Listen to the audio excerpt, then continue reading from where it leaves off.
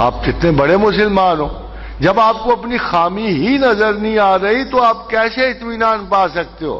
خدا کہتا ہے مال دے دوں گا، کافر کو بھی دوں گا، سونے چاندی کے اس کے در و دیوار کر دوں گا، بیوی بچے جتنے مرضی مانگ لو، میں نے اس زنیم کو بھی دے دیا، ولید بن عتبہ کو بھی دے دی، تم کو بھی دے دوں گا، جتنا مرضی لے لو، مکان محلات جو چاہے لو، مگر ایک چیز نہیں دوں گا، الا بذکر اللہ تطمئن القلوب، دل کا اطمینان نہیں دوں گا۔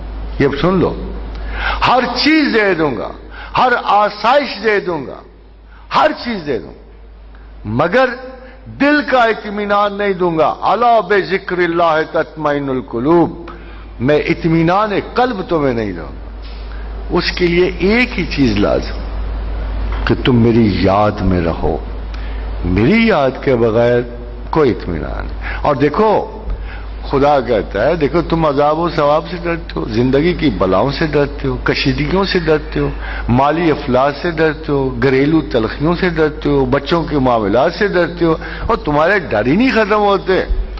اگر میں سارے جہان کی دولت دے دوں نا تمہیں، وَلَوْ أَنفَقْتَ مَا فِي الْأَرْضِ جَمِيعًا، ساری زمین کا مال خرچ کر، دو دلوں میں تم محبت تو ڈال نہیں سکتے ہو، یعنی محبت بھی اللہ ڈالتا، دل میں اطمینان بھی اللہ دیتا، اور بغیر اس کی یاد کے اطمینان آتا بھی نہیں ہے۔ اور آپ سارے مسلمان ہو اور اطمینان قلب کے لیے آپ خدا کو یاد کرنا مناسب ہی نہیں سمجھتے، تو پھر آپ کو کہاں سے اطمینان ہے؟ پھر آپ کیسے مسلمان ہو؟ آپ کے اعتبارات کیسے ہیں؟ کیا خدا کے خلاف جانا ہے اعتبار مذہب؟ کیا یہ اعتبار کی بات ہے جب میں آپ سے یہ کہوں کہ یار قرآن یہ کہہ رہا ہے، اللہ یہ کہہ رہا ہے کہ بغیر میری یاد کے تمہیں اطمینان قلب نصیب نہیں ہے، تو آپ کہاں ڈھونڈنے جا رہے ہو اطمینان قلب؟ خدا کہہ رہا ہے فَإِنَّ الْعِزَّةَ لِلَّهِ جَمِيعًا، تمام عزت میرے پاس ہے۔ آپ کس سے ڈھونڈنے جا رہے ہو؟ آپ کس سے کیا چیز ڈھونڈنے جا رہے ہو؟ آپ تعویذ داغوں میں ڈھونڈنے جا رہے ہو؟ آپ فتنے اور یعنی محاسن میں یہ چیزیں کیسے آپ فرق کر سکتے ہو جب آپ کو پتہ ہی نہیں ہے کہ قرآن کے واضح حکم کے خلاف آپ جا رہے ہو؟ تو پھر آپ کہاں سے چیزیں حاصل کرو؟ کیا اعتبار ہے یہ کیا دین ہے؟ یہ کون سا رنگ ہے جو آپ پہ چڑھا ہوا ہے؟ وہ تو کہہ رہا ہے صبغۃ اللہ ومن احسن من اللہ صبغۃ وَنَحْنُ لَهُ عَابِدُونَ، عبادت کرنے والوں پر تو اللہ کا رنگ چڑھ جاتا ہے، ہم پہ کون سا رنگ چڑھا ہوا ہے؟ شک و شبے کا، فتنہ پردازی کا، میل کچال کا، سود کا، جال سازی کا، فراڈ کا۔ اب آپ کے رویے کمپیئر کیے جاتے ہیں ویسٹ کے ساتھ۔ جب آپ وہاں جاتے ہو پتہ لگتا ہے سڑکیں بڑی صاف ہیں، خوبصورت ہیں، گاڑیاں بالکل بے ترتیب نہیں ہوتی، اتنی شاندار ہے، پولیس کے بغیر بھی صحیح جگہ کھڑے کر دیتے ہیں۔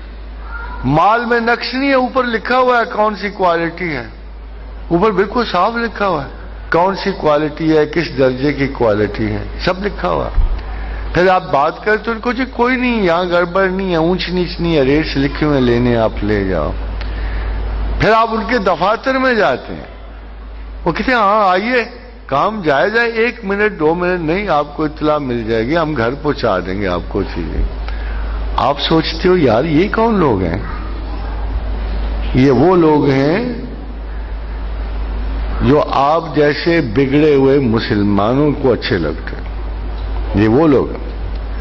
اگر آپ اپنے مذہب پہ چل رہے ہوتے تو یہ خواص آپ کے ہیں، انہوں نے لے لیے، انہوں نے کہاں سے لیے ہوں گے بھلا آپ کو پتہ ہے؟ یورپ جو عہد جہالت میں تھا، یورپ آپ سے بدتر تھا، 15th اور 16th سینچری میں آپ سے بدتر تھا۔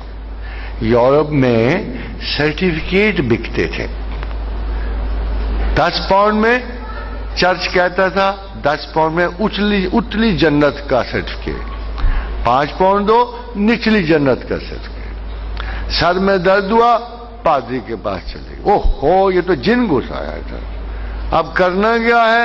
اس میں کیل ٹھونکو،